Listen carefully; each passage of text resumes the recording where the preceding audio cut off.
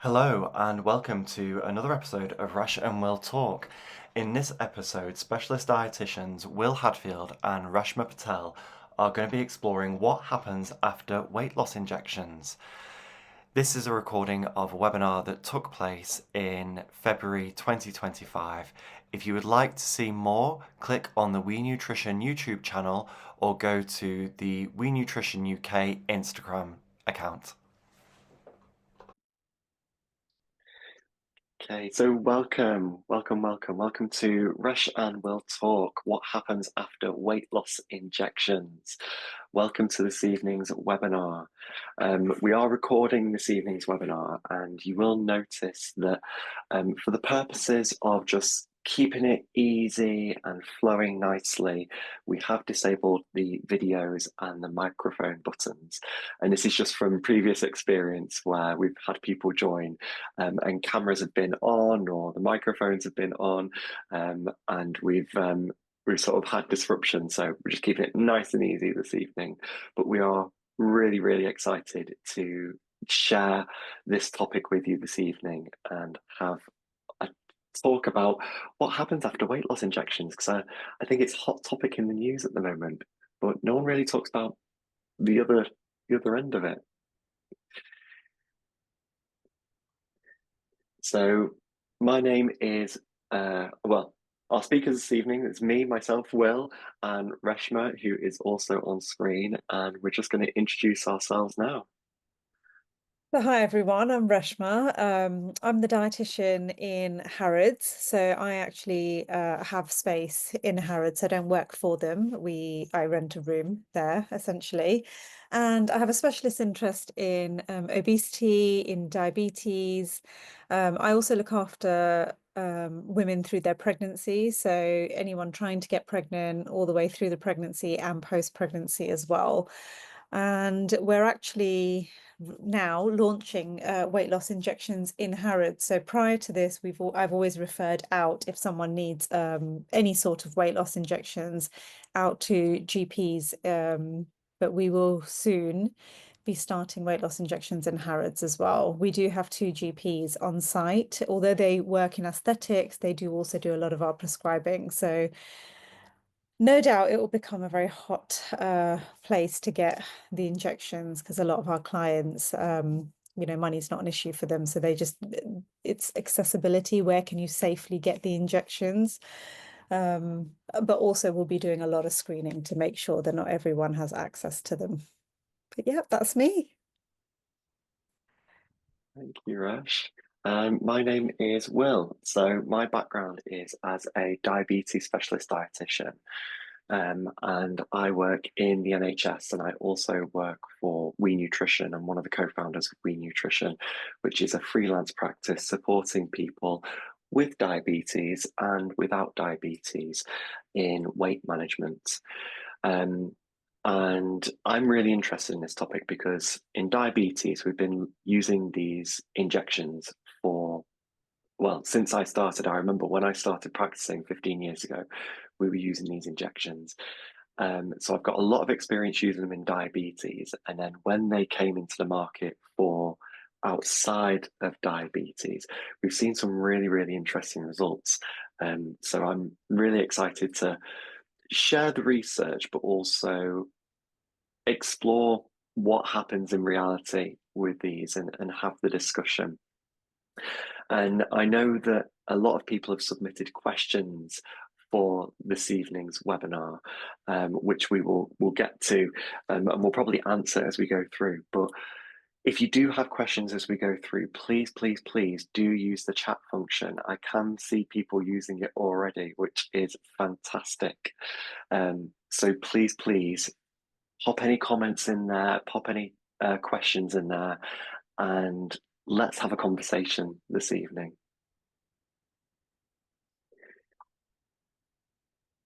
So, we're going to start off with a bit of a Slido. So if you haven't used this before, it's a web-based application. So if you're on your phone, you want to go to slido.com and put in the 7-digit number there. But if you are on your laptop or your tablet, then you can scan the QR code with your phone and pop in, it will take you straight through.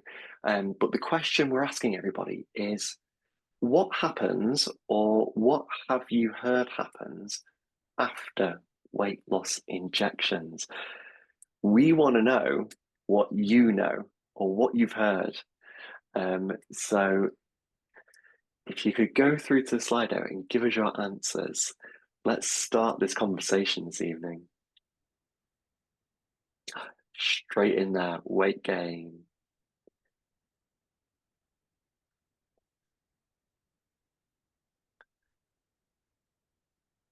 Excellent.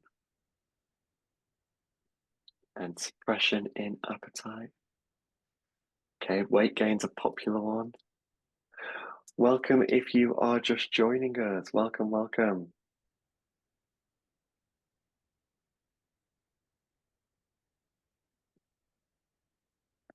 Ooh. So by the powers of the internet, we're going to have the answers pop up on screen. Okay, some really good responses here.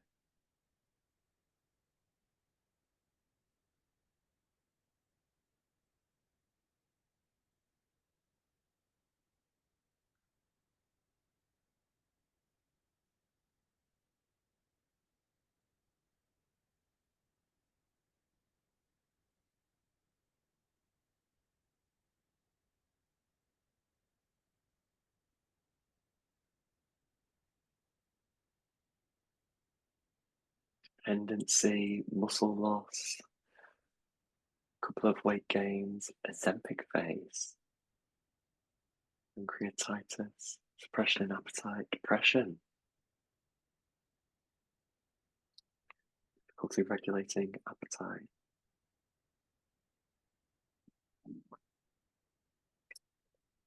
And if one of these answers kind of makes you think of something else, please go back in and put it. You know, there's no wrong answer here.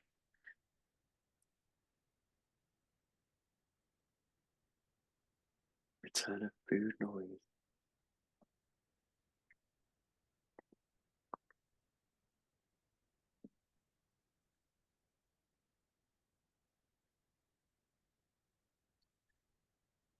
Thyroid cancer.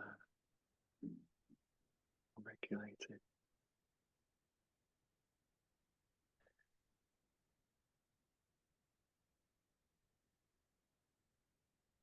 Some really common themes here.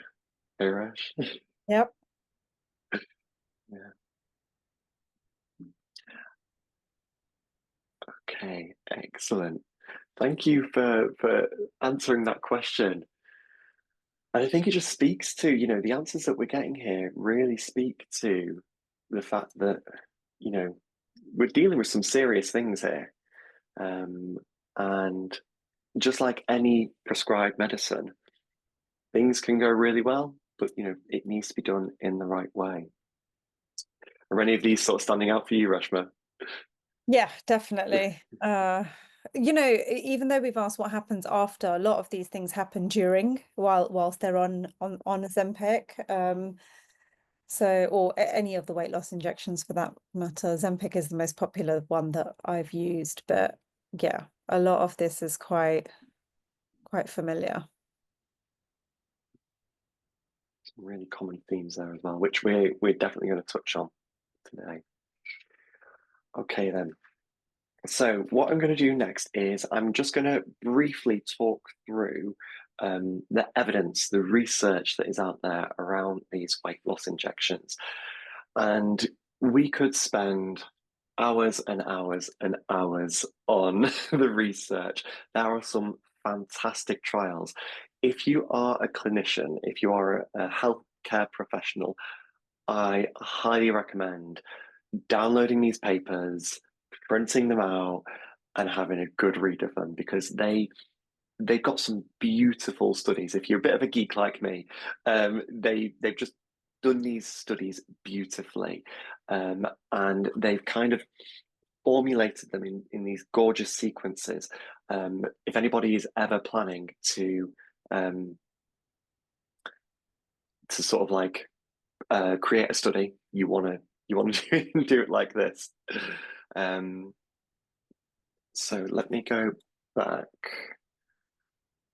Okay, Reshma, has that shared the screen? Okay, Yes. Yep. it's Perfect. got your picture on there. If anybody goes to Harrods, this is Reshma's office. Okay, so the evidence. So when it comes to the evidence, what I'm going to focus on here are there's two sets of trials. The most popular medications that we're kind of seeing out there at the moment are Ozempic, which is the drug is called semaglutide, but it's also called Ozempic or Wegovy. But we also get tirzepatide as well, which is more commonly known as Mounjaro. Now, Mounjaro is kind of the new kid on the block, and it's the one that's probably getting the most attention at the moment because it's getting some really, really good results. Now, with Mounjaro, the series of studies are called the SURMOUNT studies, and with semaglutide, they're called the STEP trials. So they're quite catchy. I'm going to focus on the Mounjaro because they've done 5 SURMOUNT studies. And each study is kind of testing a slightly different thing. So I'm just going to give the headlines here. So for SURMOUNT 1, this gave Mounjaro or tirzepatide to people for 72 weeks. And this was people without diabetes, but had a BMI over 30. And what this study showed is that the more Mounjaro people take, the greater their weight loss. So at the higher doses, people were losing about 21 to 23% of their body weight. So this was just proving that Mounjaro worked for people that wanted to lose weight. In SURMOUNT 2, what they did was they took people with type 2 diabetes, again, used it for 72 weeks, and they showed that people lost weight, but more importantly, for type 2 diabetes, it also lowered blood glucose levels. Now, this wasn't as much compared with SURMOUNT 1. So, what we're kind of seeing here is that if someone has type 2 diabetes, they still have results with Mounjaro, but they're just not as much. So, the weight loss isn't as much. In SURMOUNT 3, the third trial with Mounjaro, they took people without diabetes who had already started losing weight. So they'd lost 5% of their weight already and then started Mounjaro. And what that trial showed was that even after people have lost weight, they can still lose a significant amount of weight by using Mounjaro. So again, they lost that 21%. And for people without diabetes, Mounjaro at the top doses is achieving about, well, it's over 20% weight loss. Now, SURMOUNT 4 is the interesting one. This is the one that we're going to be focusing on this evening because SURMOUNT 4 was a really interesting study where they took people without diabetes, but people who wanted to lose weight, and they took Mounjaro for 36 weeks. They lost weight, and then they stopped Mounjaro. And the next slide will explain this a little bit more, but what they saw was when people stopped Mounjaro, they regained weight. The people that stayed on Mounjaro continued to lose weight. And this was for a year after they had stopped the weight loss injection. And this is really important because this is kind of what we've seen with semaglutide. So that's Ozempic and Wegovy. And we'll kind of get onto it a little bit later. This is what we're seeing in practice very much as well. There is a SURMOUNT 5 that compares Mounjaro and semaglutide. And SURMOUNT 5, the full results haven't been released just yet, but the headline is that SURMOUNT 5 compared Mounjaro and Ozempic, and it just showed that Mounjaro had greater weight loss, which we kind of knew anyway. Um, like I said, if you are a clinician, I highly recommend that you have a look at these studies. They are really, really good. But as I mentioned, I just want to highlight Surmount 4 for the Manjaro because we can see here, this is the graph that shows beautifully that people start Manjaro and they lose weight. They lose just over 20%. So people without diabetes starting Manjaro lose about 20%.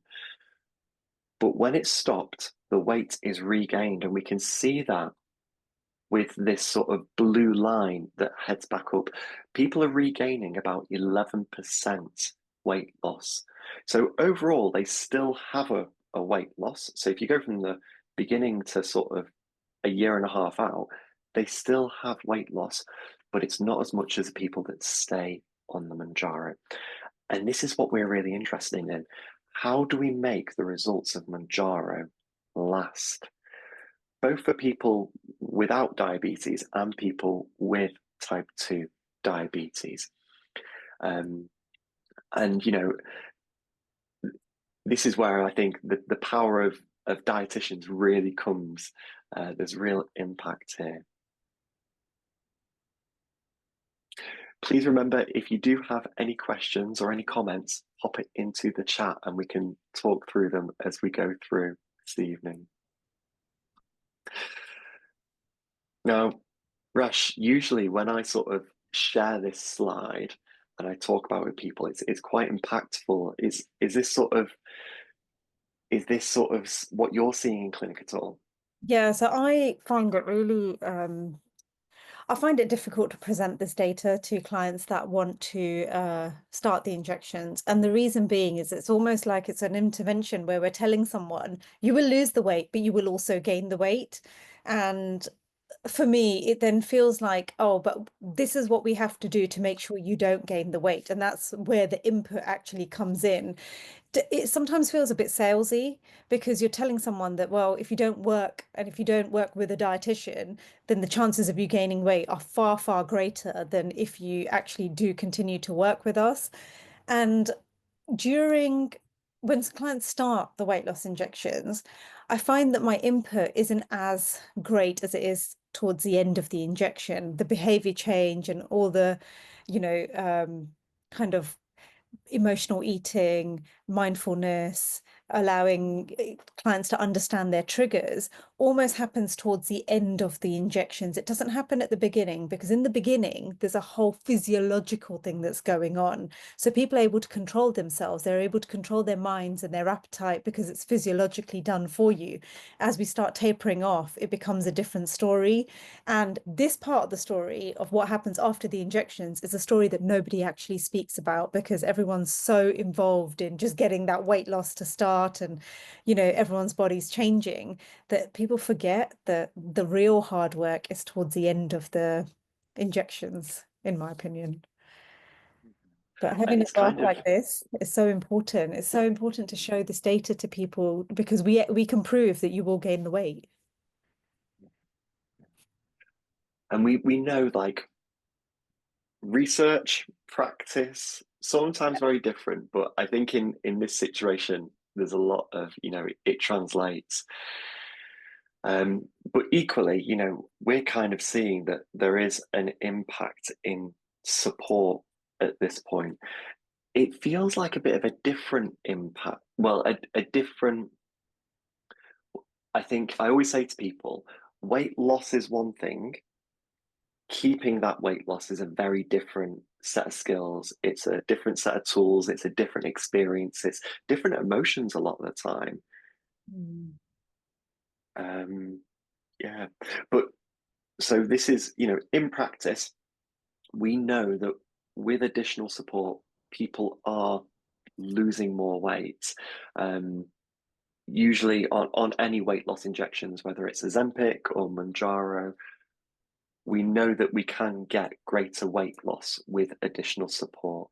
Um, Using the injections as a tool, not the only thing, but it's one thing in like a tool belt of different tactics that can be used for weight loss. Is that kind of what you're seeing as well, Resh? Yeah. Yeah, there's multiple benefits. Once you start on the injections, I find, clients do have other comorbidities and everything starts changing for them. And they almost realize that the impact the weight has had on their clinical state, whether it be their blood pressure, their diabetes control, their cholesterol levels, everything starts moving in the right direction, which is amazing from a lifestyle perspective. Like the fact that you can take people off their medication is just, it's a game changer for most of our clients. And it happens quite quickly as well. They don't realize that within a few months, they're already taken off their medication when they start these injections. So I, I love it. Yeah. And I think that's a big thing from research, isn't it? We saw in Surmount 4, they stopped the medicine. They just stopped it. But actually, what we can do in reality is taper people off. And that's kind of one of our top tips that we're sort of bringing this evening. Do you have any particular way of bringing people off the medications when you work with them, Resh? Yeah, so for me, I have always weaned them off. So I know it's really easy to just stop the medication and just say, okay, we've hit, on a certain dose. Sometimes clients don't lose any weight and there's no going up from there. It's just, okay, let's try and manipulate everything. But that's also the point where clients are like, well, look, I've lost, over 10% or a significant amount. I just want to stop. And I think from a psychological point of view, it's great, you can stop, but you will see the weight loss. Instead of just stopping, if we start tapering the dose and bringing you back down, so you notice that actually there's an underlying, dosage in your bloodstream, but we're now really going in with appetite regulation, making sure there's a structure in your eating, your physical activity goes up because you are more agile, you can move a lot better, your energy levels are the highest they've ever been. Now I'm taking away the side effects. So I'm actually saying you're going to feel great because we're going back down now. There's no nausea, there's very little vomiting, there's the capacity to actually enjoy your meals slightly differently. Let's make the most of that. So for me, it's going down. And we go down a lot quicker than what we go up. So I feel like the journey of increasing medication is a slower journey. When we come down, it is within a couple of weeks to months, we have weaned you off, but you're still losing weight. And that's the best part of it is when clients can figure out how to lose the weight without that physiological support, without the medication, they automatically get that belief system of, oh my God, I can do it without, and I'm in a better place now to do it because they've lost a chunk of their weight. A lot of our clients just start this because psychologically they just cannot do anything else. They just want that extra bit of help. But now, they've got empowerment, they feel like they're in control, and we're using certain techniques to help with that weight loss. So tapering down, but also giving them a proper plan to follow makes the world of a difference, I find. Mm, absolutely. I can see we've got a question here from Lena. Thank you, Lena. Lena's saying it would be interesting to know if you've noticed whether these injections are more successful in the long run when it comes to weight loss in certain groups slash types of people. Now, my experience here is I usually I've been doing this for a while. I get a good sense from talking to people when it's going to work and when it's not going to work, and it's really difficult for me to sort of put that into words now because I'm just so used to it. But I think one of the things that stands out for me is that if someone comes into this with a long-term view, if they're thinking 6 months ahead, 12 months ahead, 2 years ahead, and they've got that vision, and they've quite often got sort of very specific reasons. There's a headspace to get in here, definitely. There's a mentality to be had for success. And if I'm talking to someone and I hear those things and I get that sense, that is when I know they're going to be, or I don't always know, but I know they've got a really high chance of losing weight loss with these injections, coming off the injections and maintaining that weight loss and the lower blood glucose levels, the lower blood pressure, the quality of life. Um, and it isn't to a certain group of people. You know, it's I see it in men, in women, in everybody, different ages, different ethnicities, different walks of life. I see it in everyone, but it is a mentality. Have, do you know what I'm talking about here, Resh? Yeah, I find with ethnicities, it's a really difficult one because with certain ethnicities, and for me, South Asian, I've worked with a lot of South Asian members, and I know that there's a huge barrier to behavior change with the South Asian community, especially when it comes to changing eating habits or changing cooking preparation and the methods that we use. Now, if that behavior change doesn't happen whilst they're on the injections, then we are guaranteed weight gain, and we're guaranteed they're going to go up and plus some, because somebody mentioned that oh, do they gain extra? Usually people do because they have no stop sign all of a sudden. So, your body's just going back to where it wants to be.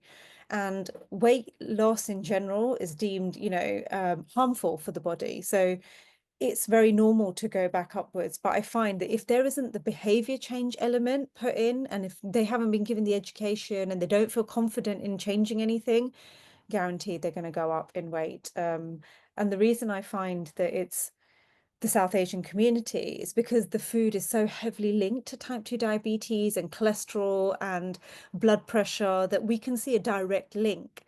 When I look at other populations, just I find that actually there's not much that we have to change when it comes to how you're preparing food and your actual day to day, what you're eating.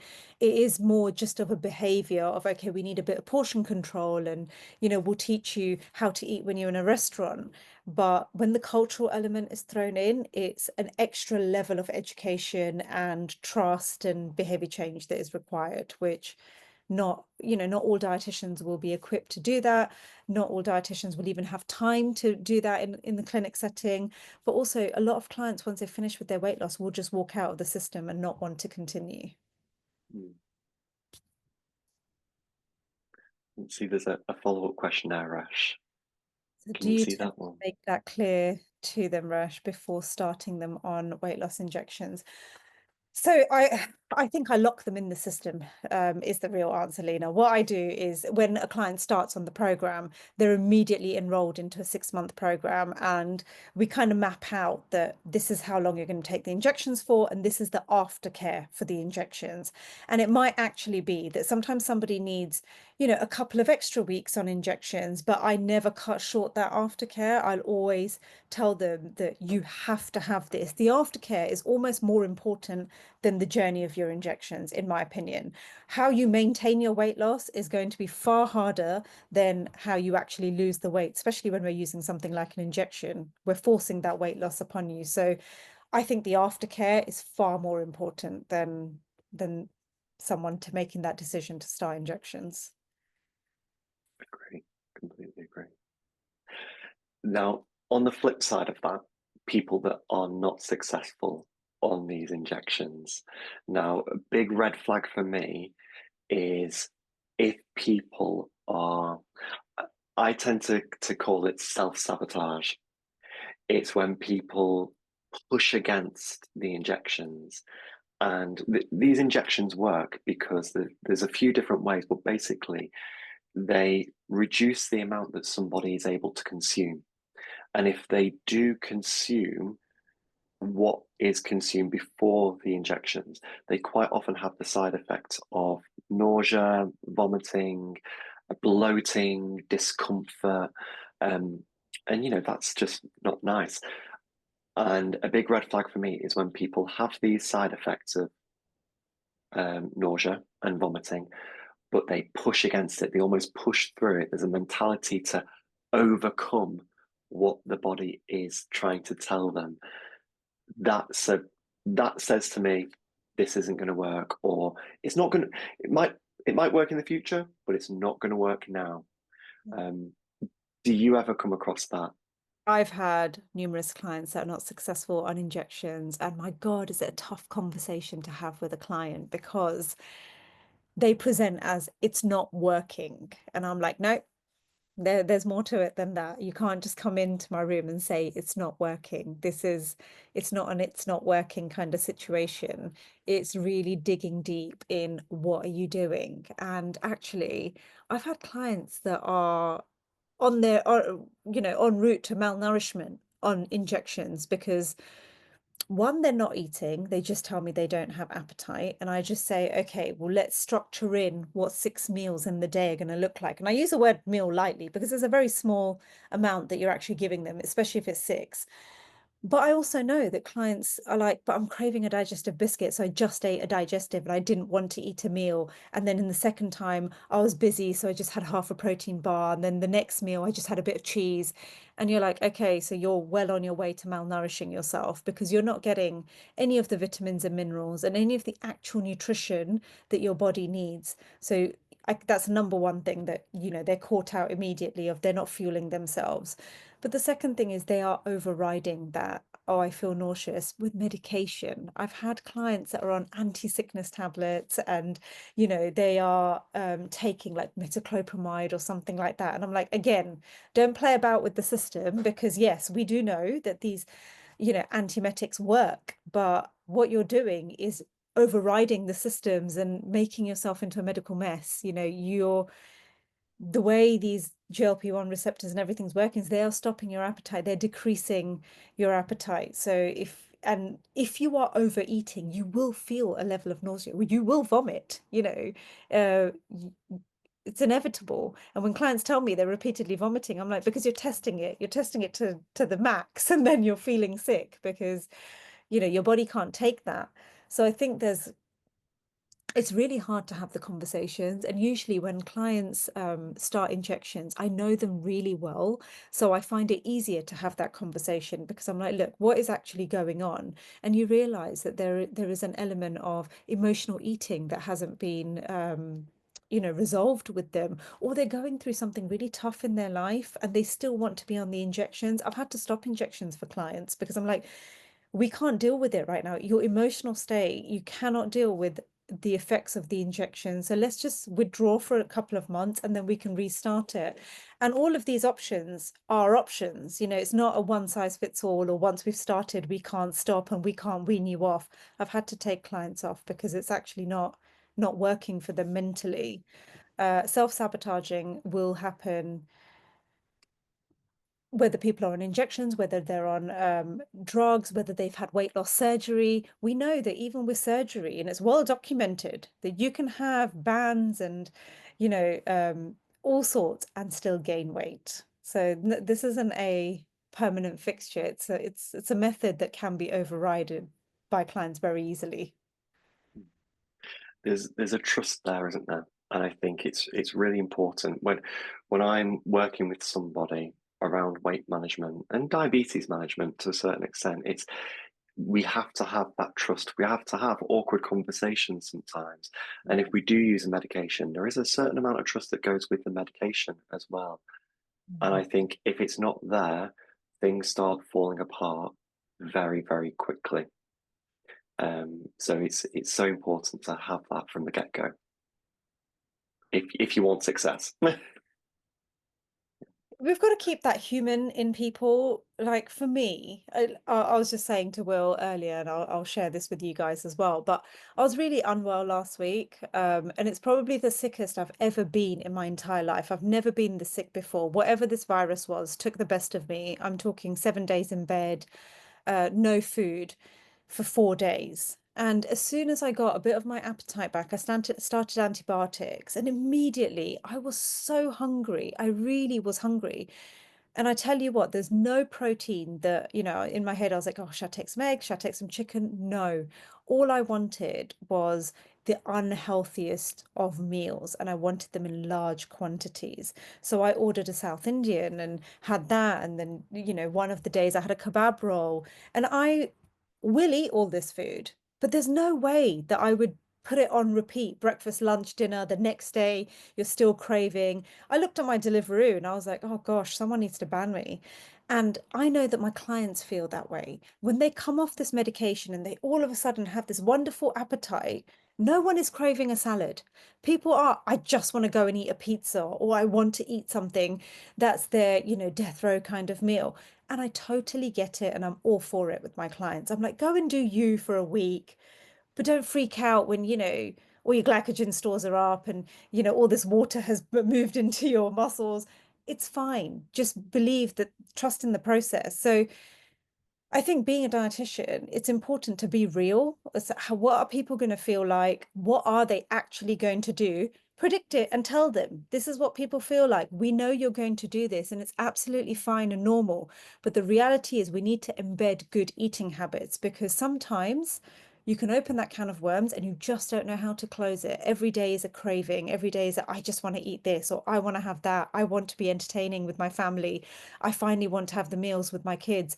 All of these things are valid reasons, but you put them on repeat and we'll start seeing that curve go straight back up. So I think it's really having a real conversation with the clients of what is going to happen after. This is what I'm predicting is going to happen. You will maybe meet me 50%, you might go all 100%, but the reality is after 2, 3 weeks, we're going to have to put you on an actual plan and it's going to feel like the next phase of your journey, whatever that is.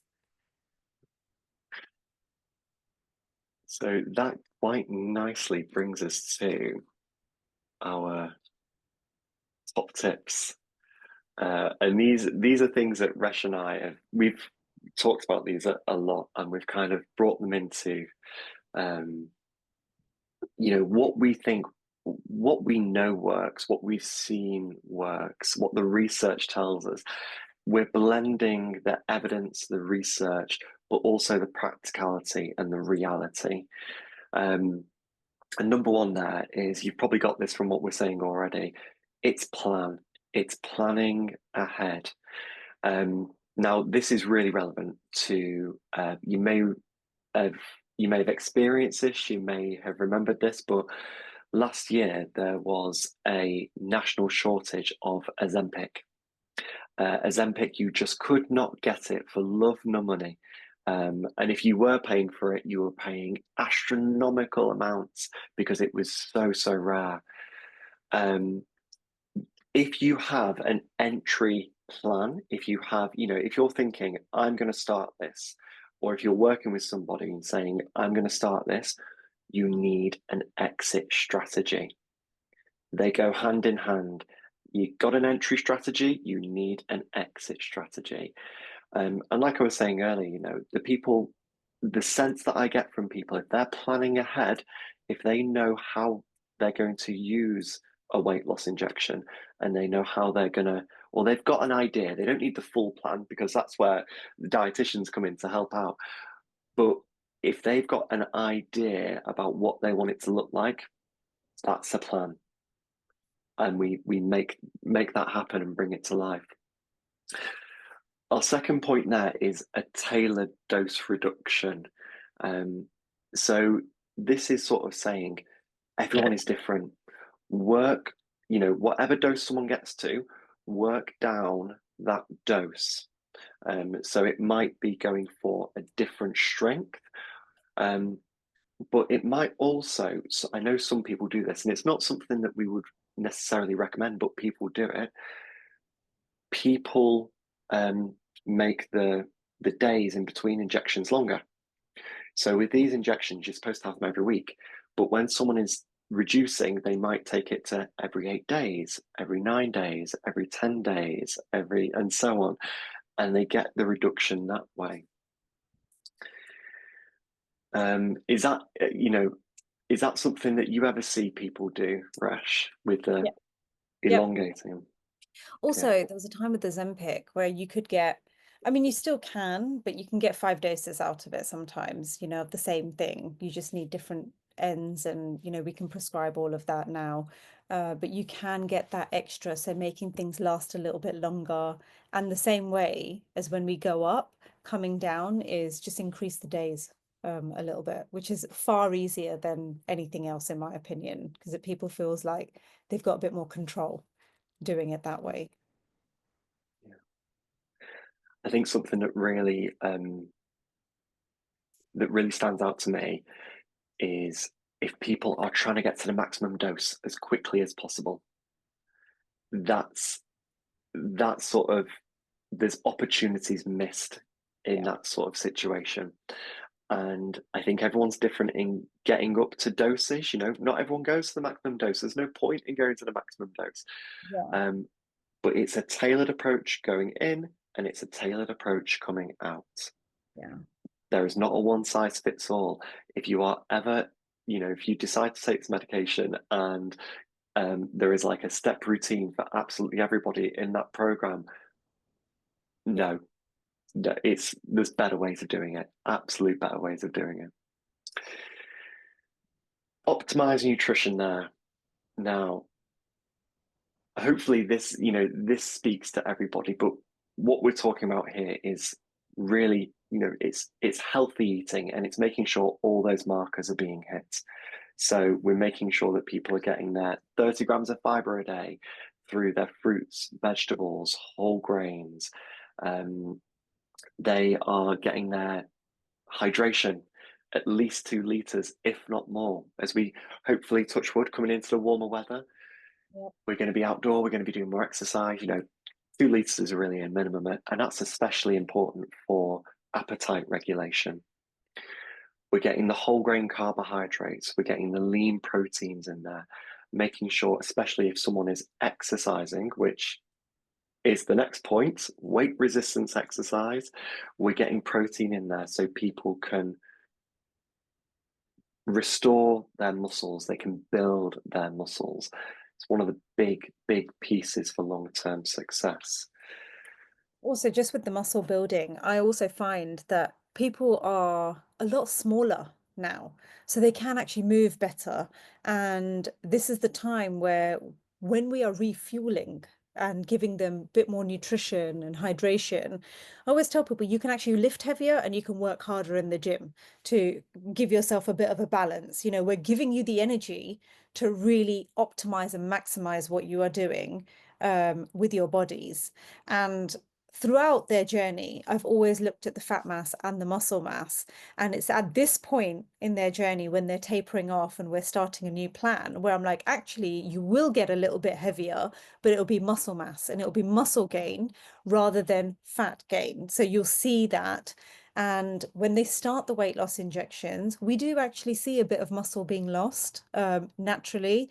And it's hard to manage that, I find. Clients who do it on their own don't manage it at all because they don't know how much protein to get and they don't know how to do the exercise. So there's no way they're maintaining that by themselves. But with dietetic, input, you can actually hold that muscle mass.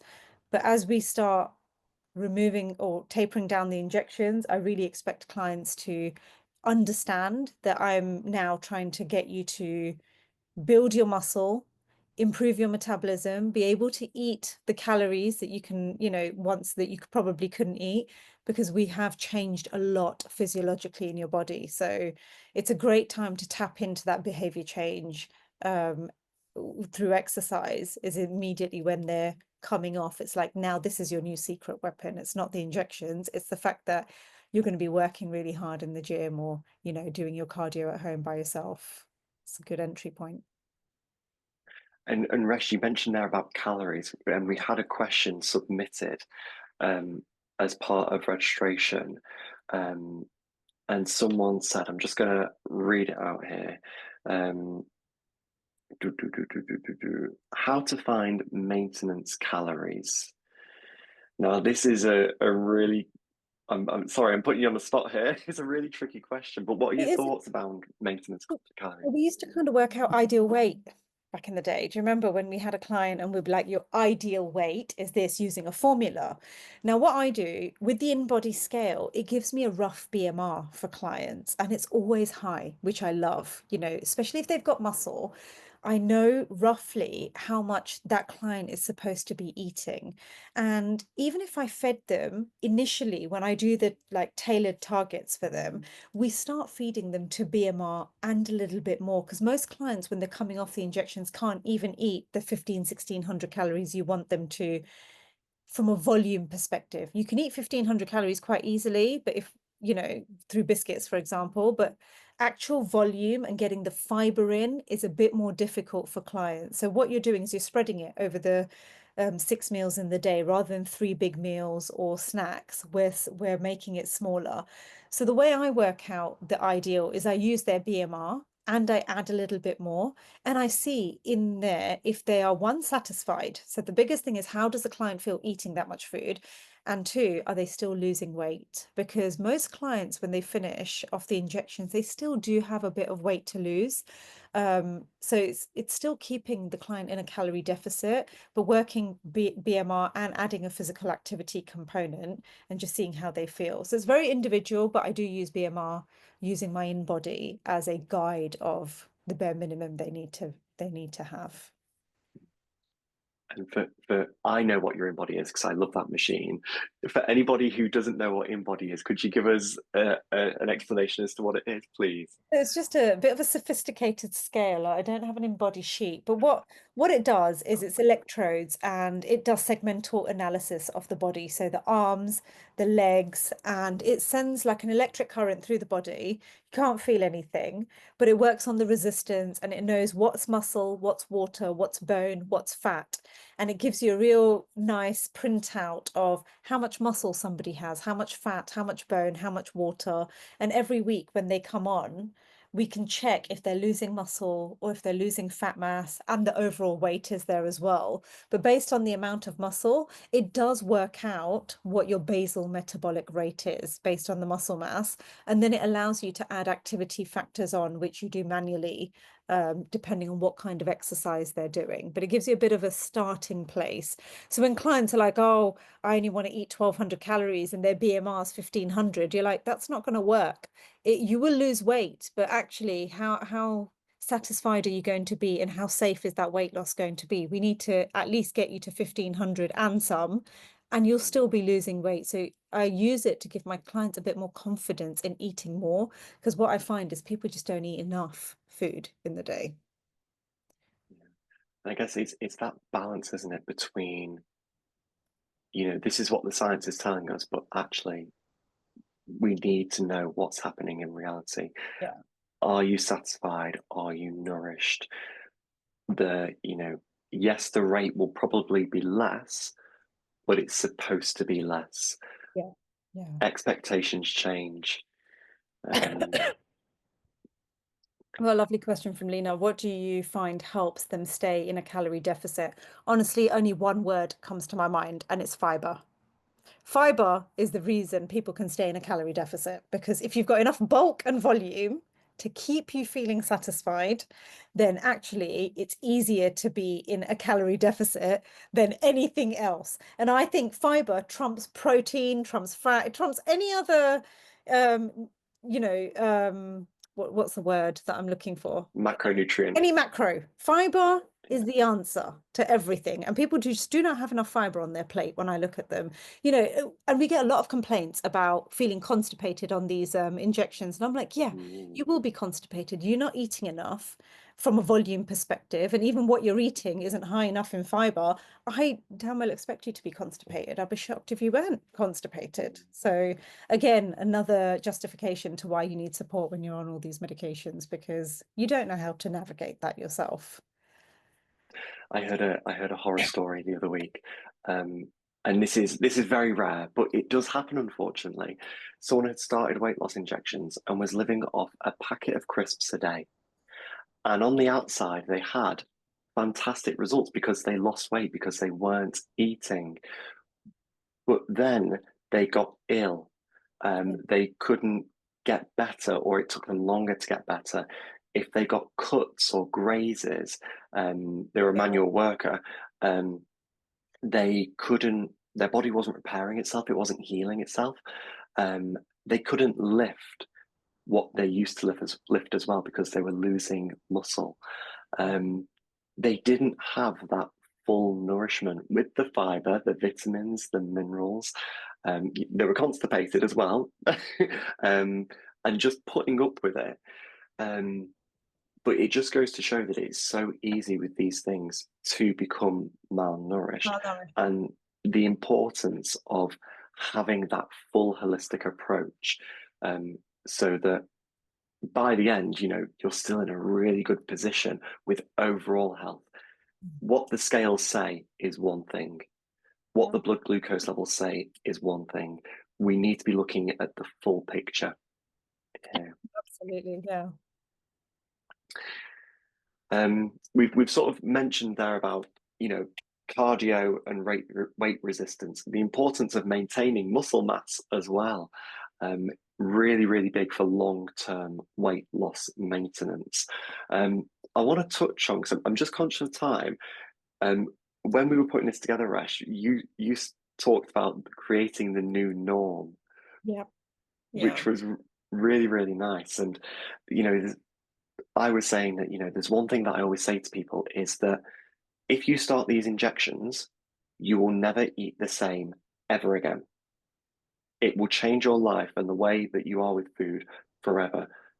If it doesn't, then it's not done its job. Yeah. It's not worked. Um, what sort of things do you talk about with this new norm idea? I think it's readdressing how we're going to maintain their energy levels, how we're going to maintain their weight, how they're going to feel optimum, what kind of example they're going to be for themselves. The fact that they've had this beautiful journey. You don't want to give credit just to the injections because there was a lot of mindset work that happened. And, we turned you into a new person. Who is this new person? And it's a lot of like, the new norm for my clients is how are you going to wake up in the morning? How are you going to shop? How are you going to meal prep? How will you avoid situations that you've been caught out in before? Like, for example, lunches. People come out for lunch and you realize there's nothing left in prep but a sandwich. How will you ever overcome that? Because prep's not going to have more food. You're going to have to find how you're going to build a healthy routine around that. So it's almost rebuilding that person. And I would say that's such an exciting thing to do with somebody. It's like we get to rewrite how you're going to be as a person. And then you get to talk about that narrative and say, it wasn't just the injections. Here's everything I had to do to get to this position today. And that takes that whole, it's the injections that did it to you did this. Injections were one of the 10 things that you did. And for me, that's a much more beautiful story to narrate to somebody than, oh, I just took weight loss injections and this is the outcome. Because I'm pretty sure no one's journey was that simple. A lot more happened.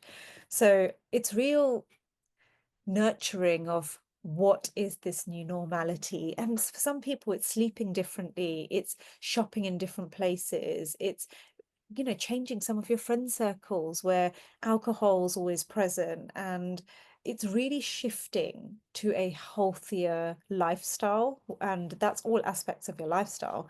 So that's what creating a new norm feels like for my clients when we start the next phase of their journey.